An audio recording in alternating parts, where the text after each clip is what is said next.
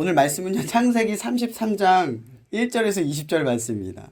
창세기 33장 1에서 20절 말씀. 17절만 우리 그냥 한 목소리로 읽을게요. 17절만.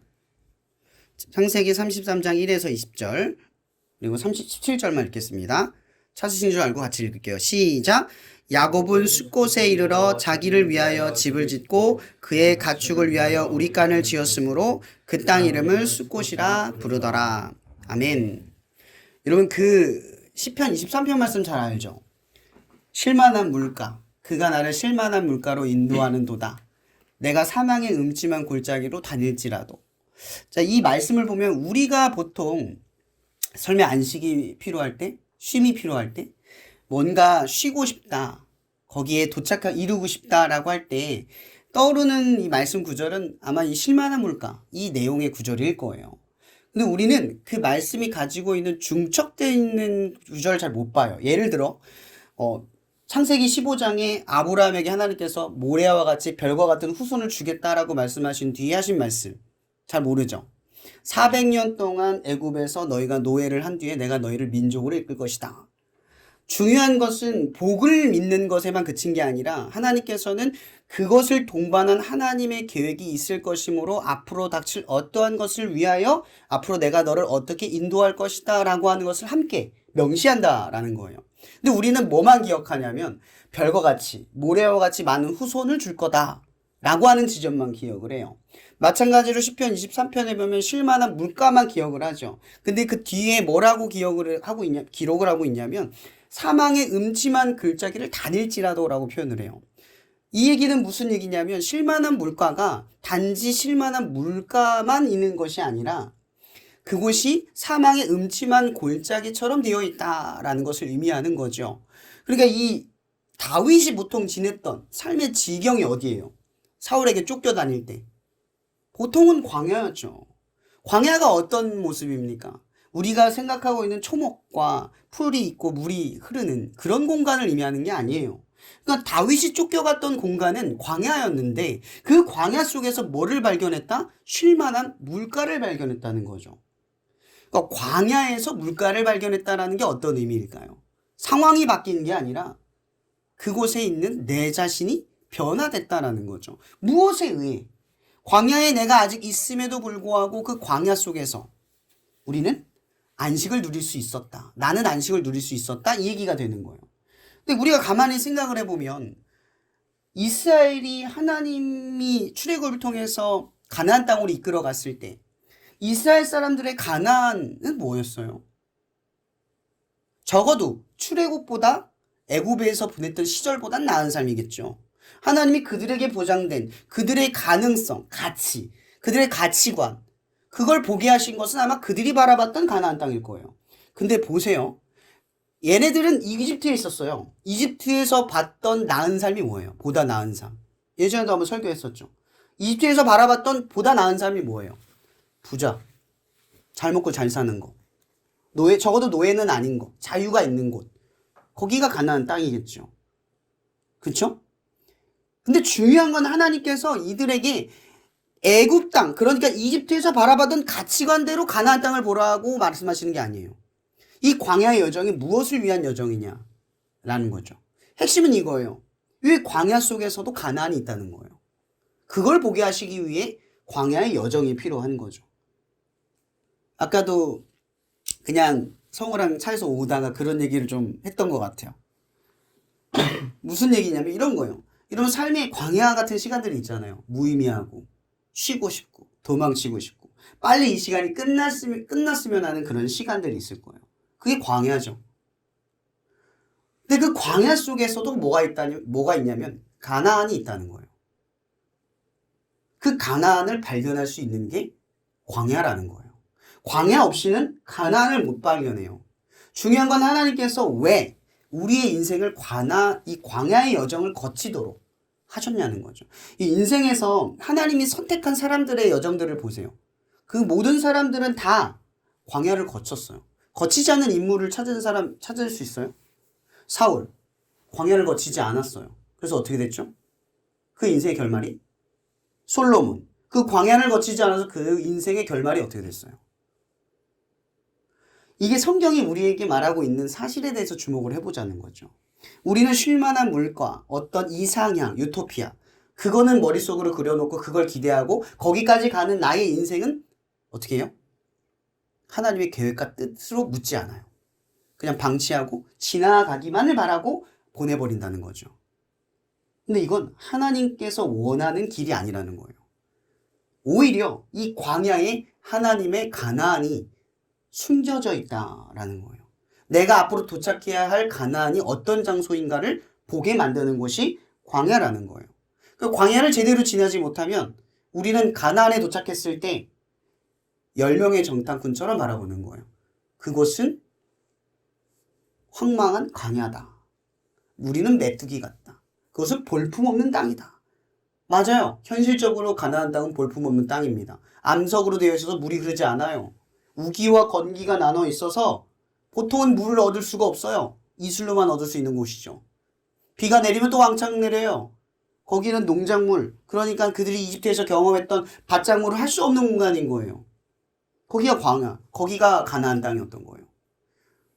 그럼 믿음으로 봤던 갈렙과 여호수아는 그 땅을 어떻게 하나님의 약속된 땅으로 바라봤을 거라는 거죠. 적과 흐르는 땅, 그렇게 바라볼 수 있었냐는 거예요. 볼품없는 땅임에도 불구하고. 이것도 아브라함의 얘기가 연결되죠. 이런 룻은 소돔 땅을 바라보고 가잖아요. 애국 땅과 비슷했어요. 그의 눈에 뭐라고 비쳤죠? 에덴 동산과 같았다라고 성경은 기록하고 있어요. 근데 하나님께서 이 롯과 아브라함이 갈라졌을 때 아브라함에게 보여준 땅은 뭐예요? 동서남북을 봐라. 허벌판이에요. 다 너에게 주겠다. 아무것도 없는 땅이에요. 그게 창세기 15장의 이야기예요. 믿음의 의. 그러니까 동서남북 아무것도 없는 허벌판을 바라보면서 뭐로 봤다? 하나님이 주신 약속의 땅으로 봤다라는 거예요. 무엇으로 봤냐는 거죠. 그걸 믿음의 의라고 이야기한 거예요. 그 땅은 무가치하고 무의미해요. 광야의 삶. 내가 볼 때 지금의 현재는 아무것도 의미가 없는 것 같아요. 그런데 의미가 있다는 거죠. 믿음으로 봤을 때. 이 이야기를 하는 거예요. 바로 이 다윗이 쉴만한 물가. 그러니까 이걸 히브리어로 말하면 메누하라는 곳이에요. 안식, 평안, 쉬다. 이런 곳이죠. 이게 무엇을 의미하겠어요? 광야에서 어떠한 좋은 장소를 발견했기 때문에 거기가 쉴만한 물가가 되는 것이 아니라 그 광야의 여정 속에서 어떠한 존재를 대면하고 그 존재 속에서 그 광야의 상황이 안식처가 됐다.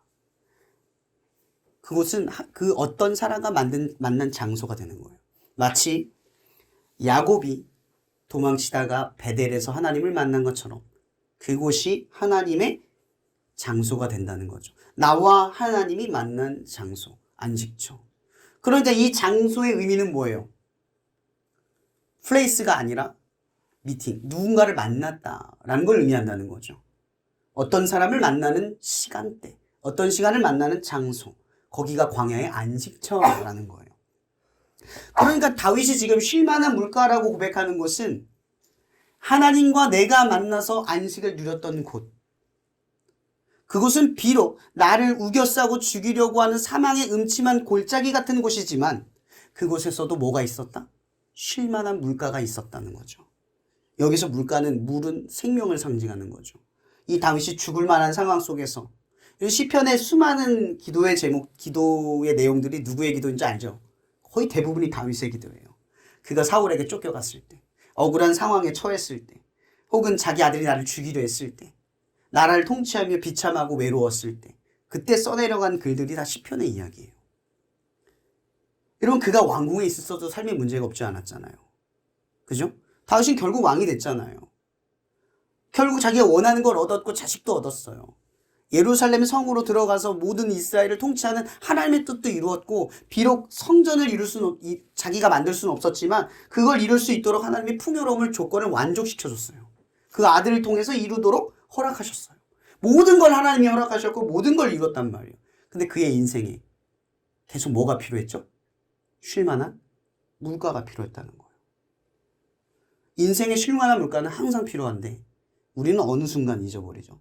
다윗이 옥상을 거닐 때, 나는 이제 충분해. 내 목적을 다 달성했어. 더 이상 나아갈 필요가 없어. 이미 이 상태를 누리면 돼 라고 하는 순간 그 인생이 무너지는 결말이 찾아오는 거예요. 성경에 제가 요즘 계속 성경을 읽으면서 무슨 이 열왕기상 사무엘 상하를 읽으면서 무슨 얘기를 보게 되냐면 왕들이 하나님께서 이 이스라엘과 이 남유다의 왕들에게 말씀하세요. 너희들 이러면 하나님이 벌 내릴 거야. 내가 이렇게 할 거야. 근데 참 희한한 게 뭔지 아세요? 오직 다윗만 하나님 앞에 죄를 고해요. 내가 그러지 않겠습니다. 끝까지 죄 문제를 가지고 싸워요. 근데 이 이스라엘과 유다의 수많은 왕들은 그 말을 듣잖아요. 행동을 하지 않아요. 받아들여요. 좀 참 이게 너무 이상한 거예요. 다 하나님을 믿는데 하나님이 그들을 사랑해서 말씀을 하셨는데 자기를 저주하고 심판하겠다는 그 말을 받아들이기만 해요. 근데 다윗은 그러지 않아요. 그걸 가지고 하나님하고 씨름하고 기도해요. 심지어 그가 인구조사를 했을 때도 하나님이 그에게 3가지 재앙 중 하나를 선택할 때도 다윗은 선택하지 못하잖아요. 근데 재앙을 받아들이면 되는데 그냥 수긍하면 되는데 자기의 백성들이 죽는 걸 보면서 하나님 이건 내 죄인데 왜 이 백성들이 죽습니까? 차라리 나에게 심판을 내리십시오. 이걸 거두십시오라고 저항을 한다는 거죠. 누군가는 이 문제를 가지고 싸워요. 근데 이거예요. 쉴만한 물가가 어떤 인생에겐 있고 어떤 인생에겐 없다는 거죠. 오늘 야곱의 이야기, 17장의 이야기는 숫꽃의 이야기예요. 자, 여러분들에게 이런 질문을 해보고 싶습니다. 여러분 지금 행복하려면 뭐가 충족되는지 한 3가지 정도 찾아보세요. 내 인생에 이 3가지만 충족되면 나는 지금 행복하겠다. 한번 생각해 보세요. 이거 3가지만 있으면 되겠다.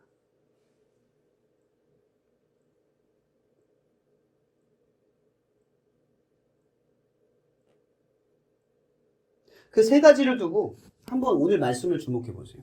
오늘 숫꽃이라고 하는 것은 어느 곳이냐면, 그럼 야곱의 인생은 창세기에 보면 자기 인생을 바로왕 앞에 뭐라고 말하냐면 난 험악한 세월을 살았습니다 라고 표현을 해요. 여러분 성경의 인물 중에 여러분 야곱을 동경해 본 분 계세요 여기서? 야곱이 참 동경하기 어려운 인물이에요. 그 태생조차가 되게 야근꾀 잔머리의 인생이고 에서보다 능동적이거나 굉장히 뭐라고 하죠? 이렇게 야성미가 있는 남성미가 있는 존재도 아니에요. 집에서 엄마 말 듣고 살림살이하는 정말 동경하기도 싫은 존재예요. 게다가 아내를 얻을 때도 얼마나 구체해요. 인생이 계속 누군가의 속박과 굴레 속에서 머리를 쓰다가 도망치고 도망치는 인생이에요. 이런 인생을 대부분 누가 동경을 하냐는 거죠. 야곱은 참 동경하기 어려운 인물이에요. 그의 인생 137세까지 살아갈 때 모든 게 다 고난이었어요. 보세요. 이 야곱이란 태어났을 때부터 에서보다 못난 존재였어요. 둘째였단 말이에요. 그의 태생의 인물도 야곱, 발 뒤꿈치, 야근꾀 그런 인간이었단 말이에요. 심지어 그 첫 죄도 형의 축복권을 빼앗으려 하다가 결국 집에도 쫓겨났어요. 나이 40에. 아무것도 없는데. 형의 집에 갔어요. 아내를 얻고자 20년 동안 노예살이를 해요. 근데 20년 동안 라반에게 계속 속고 삶의 위협까지 받아요. 그리고 겨우 도망친 게 또 라반에게 머리를 써도 도망쳤어요. 근데 라반이 쫓아와요. 얼마나 무서워요. 근데 그 라반이 하나님이 개입해서 갔지만 또 앞엔 누가 있어요? 형이 있잖아요. 형이 또 400명을 데리고 맞으러 온대요. 환장하겠는 거예요. 뒤에선 라반이 오고 앞에선 에서가 와요. 근데 한번 생각을 한번 해보자고요. 이 야곱이 이 라반의 형의 집에 있을 때 가장 마음에 서원했던 거 뭘까요? 뭐만 해결되면 끝났다고 생각했을까요? 내 인생이 이 정도만 해결되면 나 좋겠다. 뭘까요? 제일 큰 건 뭐예요? 형과의 화해겠죠. 그리고 2번째가 뭐예요? 아버지와 어머니가 있는 땅에 가는 거야. 2가지예요. 이 숫꽃이 바로 그 지점이라는 거죠. 여러분 야곱이 하나님을 믿는 사람이에요. 여러분 하나님을 믿는 사람이 자기가 원하고 소망하는 바를 이루면 다 끝난 거잖아요. 여러분들도 그렇게 생각하잖아요. 마치 동화처럼 오래오래 행복하게 살았습니다 라는 말처럼 인생의 끝이 하나님이 결국 우리에게 평안을 주시고 행복을 주셨습니다 라는 이야기로 끝나면 성경 이야기는 더 이상 할 얘기가 없는 거예요. 오늘 야곱은 숫꽃에 멈췄어요. 그 숫꽃은 형과 화해한 곳, 그리고 아버지 어머니가 있는 땅, 그리고 삶의 풍족과 안정. 그래서 지금 오늘 본문에 뭐라고 해야 되냐면 그곳에 우리간을 짓고 자기를 위하여 집을 졌대요. 자기를 위하여, 자기를 위하여. 계속 그게 강조가 돼요. 이런 기억나세요? 야곱이 베델에서 나왔을 때 창세기 28장에 야곱은 하나님께 뭐라고 서원했죠? 하나님께서 나를 돌아오게 하시면 하나님은 나의 하나님이 되려니와 나는 다시 이 땅으로 돌아와 하나님께 11조를 드리며 이 땅에서 주님을 섬기겠습니다. 이게 누구의 고백이에요? 야곱의 고백이었어요. 근데 지금 어디에 멈춰 있죠? 숫곳에 멈춰 있어요. 하나님이 그의 인생에게 모든 문제를 해결하자 그곳은 숫곳에 멈춰 있어요. 더 이상 나아가야 할 곳을 바라보지 않아요. 여러분들에게 한번 물어볼게요. 그리스도인들의 축복이 여러분의 삶에 편안함을 주는 것이라면 우리의 믿는 바는 무엇을 위해 믿고 있는 거죠? 우리의 믿는 바는 내가 원하는 바를 믿고 있는 거예요. 그러면 우리가 믿는 분이 누군지를 안다면 우리는 내가 믿는 바, 원하는 바가 아닌 내가 믿는 분이 바라는 어떠한 지점을 바라보게 된다는 거예요. 여러분, 신앙의 위기가 언제 찾아옵니까? 저는 항상 말하지만 편안할 때 찾아옵니다. 내가 편할 때. 신앙의 위기는 내 계획대로 돼갈 때 찾아와요. 내게 유리할 때. 아무 문제가 없다고 느껴지는 순간에 위기는 갑작스럽게 찾아와요. 여러분 보세요. 여러분, 하나님께서 야곱에게 이루려고 하시는 계획이 뭐예요? 삶의 편안함? 그의 인생의 문제를 해결해 주는 거? 풍족함? 남들처럼 살아갈 수 있게 해주는 거? 그게 아니잖아요. 하나님께서 야곱에게 이루려고 하시는 건 그 인생을 넘어선 무한한 하나님의 계획 속에 예수 그리스도 족보를 이루기 위해 이 야곱에게 어떠한 소명과 사명을 주셨다는 거예요. 이 야곱은 반드시 뭐로 변화돼야 돼요? 이스라엘이 돼야 돼요. 아직 이스라엘이 되지 못했어요. 하나님께서는 이 야곱을 민족으로 변화시키려고 하는 거예요. 근데 지금 이 야곱은 겨우 가족이에요. 더 큰 축복은 민족인 거죠. 근데 아직 거기에 이르지 못하는 거죠. 야곱은 지금 숫곳에 머물렀어요. 에서와도 문제가 해결이 되고 그 땅은 너무 풍족하고 좋은 도시고 먹고 살기 참 좋아요. 근데 어떤 문제가 일어나요? 딸 디나가 그곳의 문화에 동화되기 시작하고 관심을 갖기 시작해요. 그래서 그 문화를 구경하러 갔다가 결국은 어떻게 돼요? 그 세겜의 아들, 하몰의 아들 세겜에게 강간을 당하고 유린을 당해요. 근데 보통 이런 부당한 일을 겪으면 여러분 어떻게 해야 돼요? 따져야 되죠. 따져야 되는 게 정상이에요. 근데 아버지 야곱이 어떻게 해요? 참아요. 왜? 이 부당한 걸 보고 왜 참았을까요? 이유는 하나예요. 삶의 평안이 깨지지 않기를 바라는 거죠. 지금 나의 삶이 흔들리지 않기를 바라니까 부당함이 한번 묵인이 되는 거예요. 근데 이 묵인된 것을 누가 발견을 해요? 레위와 시몬이 발견을 합니다. 형제들, 이 두 형제는 성경 속에서 계속 나오는데 시몬은 나중에 요셉이 붙잡아두는 사람이에요. 그러니까 성격이 굉장히 괴팍하고 다혈질에다가 약간 좀 나쁜 짓을 서슴지 않는 그런 존재인 거예요. 어쨌든 중요한 건 이 두 아들이 하몰의 아들 세겜에게 어떤 거짓 맹약을 해요. 근데 그 맹약을 할 때 무슨 말을 하는지 아세요? 너희들이 할례를 행하면 너희와 우리가 한 민족이 되려니와 라는 말을 합니다. 근데 그 전에 세겜의 아들 하몰의 아들 세겜이 야곱에게 이 일이 벌어졌을 때 똑같이 얘기해요. 우리 아들이 당신의 딸을 좋게 보이니 결혼하게 하여 너희와 우리 여자들이 통혼하여 한 민족, 하나에 함께 하자. 이런 말을 해요. 지금 어떤 일이 벌어지고 있는지 아세요? 야곱은 지금 베델로 들어가서 하나님의 민족을 이루어야 할 거룩한 사명과 길이 있어요. 근데 지금 어떤 일이 벌어지냐면 숫곳에 있는 이 세겜의 아들 하몰의 아들 세겜에게 민족에게 통합되는, 그러니까 하나님의 계획에 사라져버리는 위협의 순간이 닥쳐왔다는 거죠.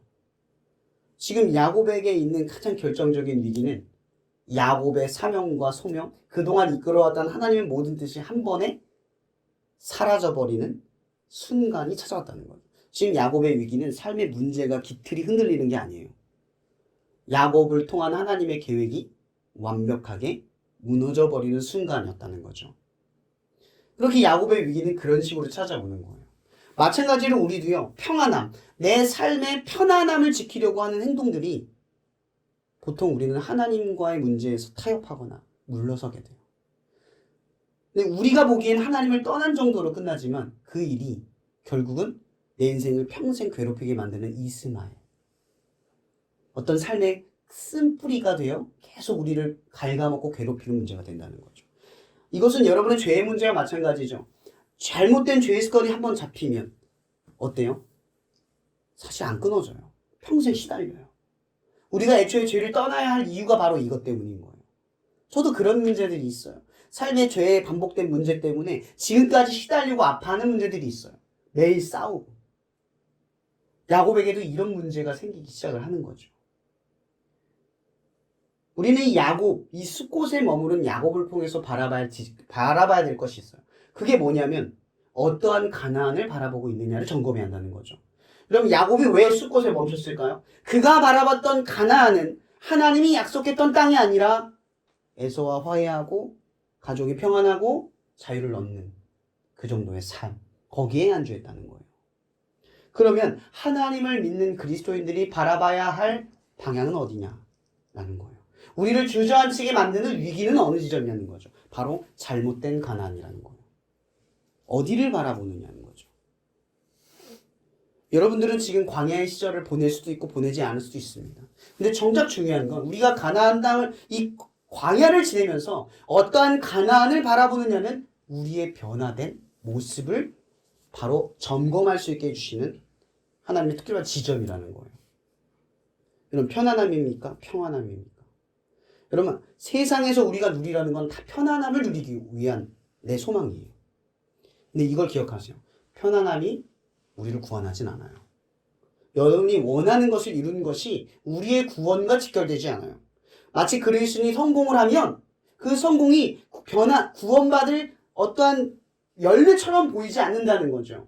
제가 최근에 어떤 책을 읽는데 그 책에서 정말 큰 깨달음이 있었어요. 여러분 신앙, 광야의 길은 성공하기 위해 가는 길이 아니에요. 매 순간 승리하기 위해 가는 길이에요. 무엇과 승리하는 거죠? 하나님의 뜻과 나의 생각과의 충돌에서 승리하는 거예요. 왜 교회에서 우리가 성공하세요가 아니라 승리하세요라는 말을 하죠? 이 승리의 의미는 하나님의 뜻으로 오늘을 살아내는 우리가 하나님으로 인해 승리하는 그 하루를 가장 축복된 삶의 결과물로 여기기 때문인 거예요. 광야는 어쩌면 여러분의 삶에 가장 힘들고 어려운 매 순간 부딪혀야 할 지점일지는 몰라요. 그러나 거기서의 승리가 우리가 살아가야 할 가장 근본적인 목적이라는 거죠. 광야를 넘어서 언젠간 성공하겠지. 광야를 넘어서 언젠간 내가 이루어지겠지가 아니라 광야에서 승리하지 못한 인생은 결국 솔로몬처럼 사울처럼 성공하였을지라도 결국 패배하는 인생이 된다라는 거예요. 우리가 성경에서 바라봐야 할 지점이 뭡니까? 우리 인생에 갇혀서 먹고 마시고 입는 이 사소한 문제에 갇혀서 고작 그 정도의 인생을 동경하고 바라는 그러한 삶이 아니라 그 나라와 그러니까 나의 삶을 통해서 보다 넓은 하나님의 계획, 바로 이 야곱을 통해서 언젠간 한 민족을 이루어 약속의 땅을 이루고 그 약속의 땅으로부터 예수 그리스도의 족보가 완성되고 그 예수 그리스도로부터 12사도가 세워지고 수많은 사람들을 구원하게 하는 지금 오늘의 역사를 의미하는 거예요. 여러분들은 지금도 믿음의 족보를 세워가는 거죠. 이제 우리의 족보는 혈과 육으로 이루어진 게 아니라 믿음으로 완성돼 가고 있는 거예요. 우리에게 중요한 지점은 베델인 거죠. 베델이 어떤 곳입니까? 야곱이 그토록 힘들 때 쉴만한 물가로 찾았던 그분이 계신 곳이에요. 그러니 광야에서의 가나안은 여러분의 광야 속에서 만나는 하나님이라는 겁니다. 그 광야에서 만나는 하나님이 없을 때 그 시간을 흐트러 보내고 무의미하게 흘려보낼 때 여러분들의 보는 가나안은 하나님이 아니라 내가 원하는 지점에서 머무를 거라는 거예요. 여러분의 광야에서 하나님을 찾으세요. 여러분의 광야에서 그분을 쉴만한 물가로 느끼고 받아들이세요. 그래서 여러분이 안주하고 쉴 곳이 편안한 곳이 아니라 평안한 곳이 되기를 바랍니다. 야곱이 주는 이 말씀에 우리가 분명히 알아야 할 위기를 기억하십시오. 우리의 위기는 항상 잘못된 가나안 그리고 그것이 평안일 때 우리를 무너뜨립니다. 또한 우리가 바라봐야 할 가나안, 그것은 하나님과 함께하는 곳. 이것은 이렇게 설명할 수 있습니다. 만약 어떤 한 연인과 한 연인이 결혼한다고 칩시다. 근데 둘 다 너무 가난합니다. 그 가난한 시절 서로가 약속을 하죠. 우리 언젠간 저 집에서 살자. 여러분 그 이 두 가난한 연인은 결혼하기 위해서 부단한 노력을 하며 어떤 힘든 과정들을 거치겠죠. 그들의 가나안은 결혼한 장소입니다. 그 집은 10평, 100평을 말하는 게 아니죠. 약속한 장소. 야곱이 약속한 장소. 여러분이 쉴만한 물가 속에서 하나님과 약속한 장소. 또한 하나님이 여러분과 약속한 장소. 창세기 28장 15절의 말씀 항상 기억하세요. 내가 나와 함께 있어 반드시 이 땅으로 돌아오게 할지라. 내가 어디로 가든지 너를 떠나지 아니할지며 반드시 돌아오게 할지라. 여러분 우리를 반드시 돌아오게 하시는 하나님은 여러분들을 광야에서 흔들어 깨우시고 우리를 일깨우십니다. 오늘 이 야곱에게 위기는 찾아왔지만 그 위기는 위기에 멈춰버린 게 아닙니다. 여러분 우리는 죄를 지을 수 있어요. 다윗도 수많은 죄, 다윗의 죄는 정말 말할 수 없는 죄죠. 그리스도인으로서는 절대 용납할 수 없는 십계명의 죄를 지은 존재입니다. 근데 저는 항상 그 생각을 해봅니다. 그런 죄를 지은 다윗조차도 받아들인 하나님은 여전히 하나님을 찾는 이들에게 관용을 베푸시는 놀라우신 자비의 하나님이십니다. 그러니 여러분들은 기억해야 합니다. 죄도 핑계가 되지 않고요. 허물과 실패도 핑계가 되지 않아요. 우리가 하나님에게 돌아오는 건 광야이기 때문에, 우리가 연약하기 때문에, 하나님이 없이면 안 되기 때문에 돌아오는 것입니다. 여러분 야곱처럼 하나님이 약속한 그 장소를 여러분의 광야 속에서 발견하길 바랍니다. 기도하겠습니다. 사랑해 주님 감사합니다. 오늘도 우리를 하나님의 거룩한 은혜와 사랑 안에 나아갈 수 있도록 축복해 주셔서 감사합니다. 하나님 우리는 여전히 베델의 축복을 알지 못하고 숫곳에 머물러 하나님이 내게 보이시는 하나님과 내가 만나는 그 축복된 약속의 장소를 이 삶 가운데 거치지 못할 때가 참 많습니다. 하나님 우리가 광야를 보낼 때 그 시간이 빨리 지나기를 바라고 우리가 광야를 지날 때 이 시간이 빨리 끝나기를 바라는 그 시간을 허비하고 낭비하는 그런 생각으로부터 우리를 건져 주시옵소서. 이 광야의 시간으로부터 하나님을 만나는 그 소중한 쉴만한 물가의 시간을 발견하게 하셔서 우리를 반드시 이끄신다는 그 베델의 그 약속 가운데로 우리가 소망하는 마음을 갖게 도와 주시옵소서. 하나님 우리는 참으로 어리석습니다. 너무나 쉽게 숲곳에 머무르는 또 그 숲곳에 있는 그 삶을 동경하는 우리들의 모습이 있습니다. 요셉같이 된다고 하면서도 요셉이 총리가 되는 것을 부러워할 뿐 그가 겪었던 시간들을 우리는 동경하지 않습니다. 우리는 다윗을 사모한다고 말하지만 다윗이 왕이 된 것을 사모할 뿐 그가 보내왔던 시간을 동경하지 않습니다. 하나 우리는 바울을 동경한다고는 말하지만 그가 수많은 이들에게 복음을 전하기 위해 겪었던 시간들을 바라보지 않습니다. 하나님, 광야를 통해서 하나님의 나라를 바라보게 하시는 분, 광야를 통해서 진정한 소망이 무엇인지를 깨닫게 하시는 분, 광야를 통해서 우리가 쉴만한 물가가 어디인지를 발견하게 하시는 그분, 우리가 날마다 이 약속된 장소에서 하나님을 만날 수 있는 그 땅에 이를 때에 하나님의 축복을 순전히 받아들일 수 있는 가치관이 열리고 생각과 마음이 열리고 그것이 좋게 보이고 옳게 여기는 하나님의 변화를 받아들이게 도와주시옵소서. 또한 더욱 특별히 우리에게 야곱을 통하여 예수 그리스도의 족보를 이루신 것처럼 오늘 우리의 삶을 통하여 믿음의 족보를 이루어 가실 하나님의 뜻을 날마다 묵상하고 생각하며 오늘을 살아내도록 날마다의 오늘을 살아낼 수 있도록 도와주시옵소서. 여기 모인 우리가 날마다 하나님의 쉴만한 물가를 경험하고 찾는 하나님의 역사를 경험하는 우리가 될 수 있도록 함께하여 주시옵소서. 모든 것에 감사하며 살아계신 예수 그리스도 이름으로 기도합니다. 아멘.